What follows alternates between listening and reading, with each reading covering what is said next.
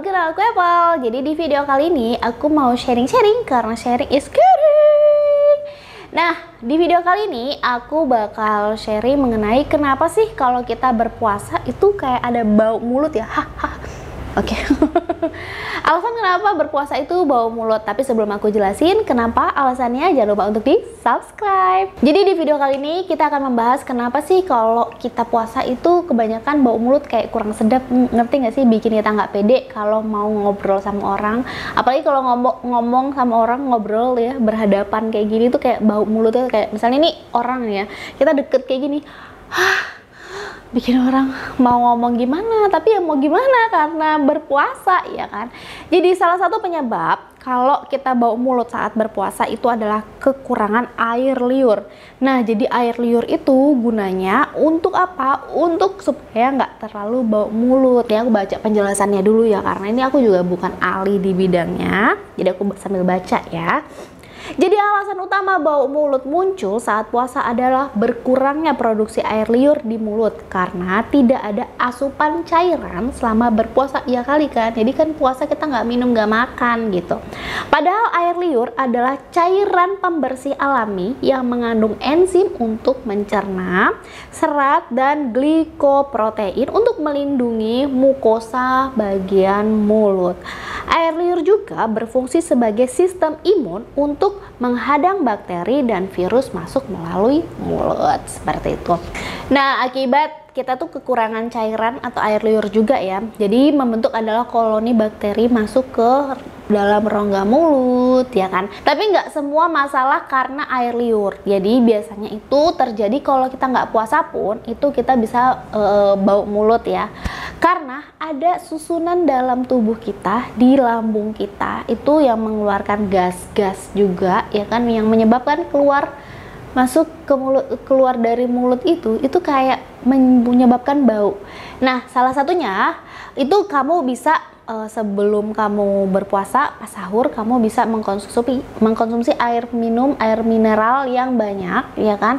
Nah, terus juga kalau aku sendiri sih untuk memperbaiki dan membersihkan detox di dalam tubuh biar keluar dari dalam mulut ini nggak kotor, nggak bau gitu, aku konsumsi yang namanya kombucha. Kombucha itu adalah probiotik atau bakteri baik yang membersihkan ya dari rongga mulut, tenggorokan, pokoknya saluran pencernaan, biar nanti naik ke atas mulut itu nggak ada bau-bau. Jadi jujur selama aku mengkonsumsi kombucha, karena aku konsumsi kombucha ya, ini aku buat sendiri, aku jujur ya, aku nggak ada yang namanya bau mulut. Jadi aku sangat pede sekali dengan masalah bau mulut yang terjadi dari dalam tubuh.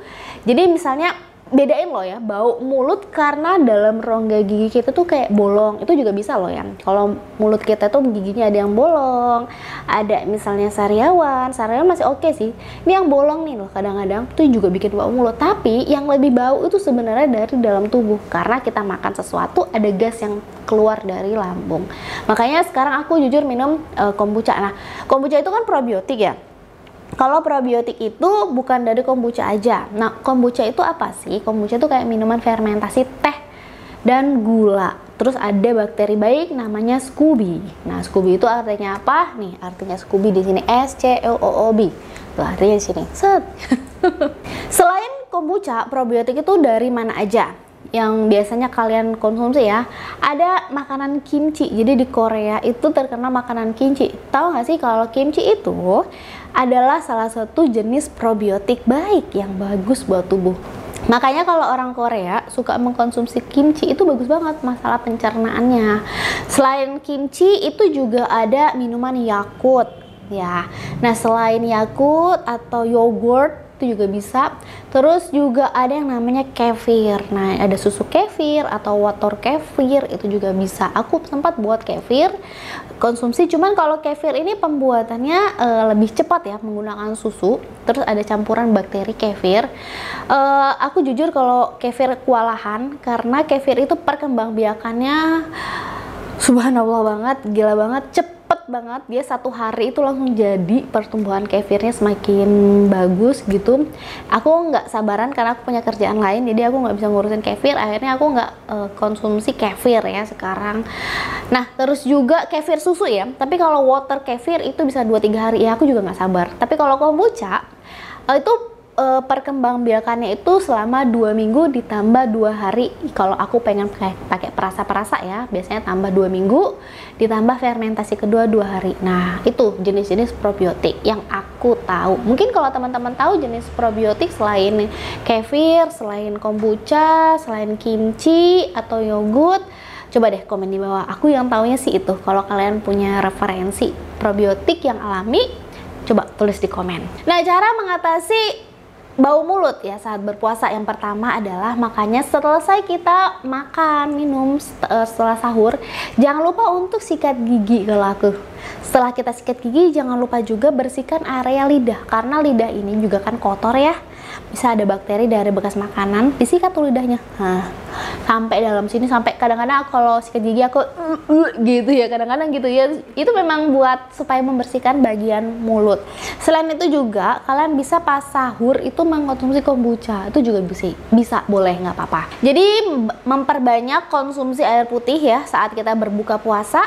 Sampai sebelum tidur, pastikan kita mengkonsumsi air putih itu sesuai dengan takaran minum air putih harian kita, yaitu 2 liter per hari minimal.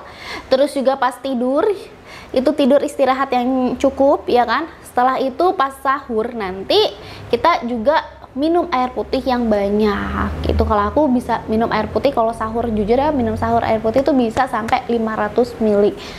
Sampai 1 liter itu bisa, tapi pelan-pelan ya, nggak langsung gluk itu enggak. Supaya apa? Supaya nanti seharian tubuh aku itu tidak terdehidrasi gitu.